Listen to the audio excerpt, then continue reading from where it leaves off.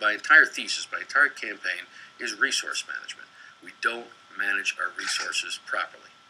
I've seen it firsthand up in the state where we couldn't change environmental laws because there was a federal income stream attached. We couldn't change pedestrian laws because there was a federal income stream attached. The federal safe sidewalk funds. You can't cross the street in the state of Connecticut without worrying about whether Uncle Sam is going to give you some of your own money back.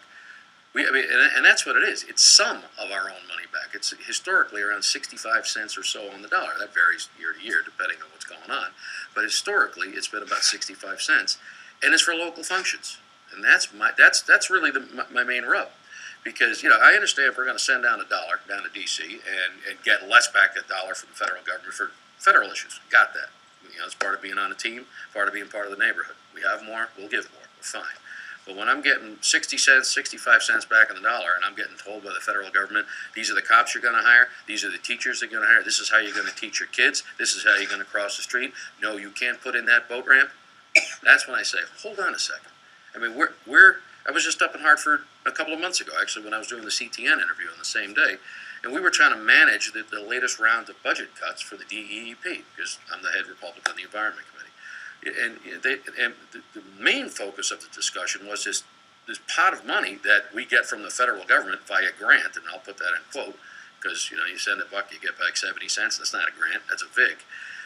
How we're going to spend that money, to try and help manage the budget cuts, but we couldn't because the federal government put strings attached. We weren't allowed to spend it on the things we need in Connecticut, and so that mismanagement of resources and that surrender of authority is really my main issue.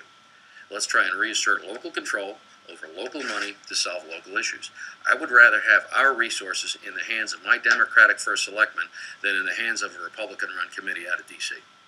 And I'll say that to the day I die, because this is why we're in the state we're in. We cannot be the richest state and the poorest state all at the same time without saying, hey, something's not being managed right here. And that's what it is.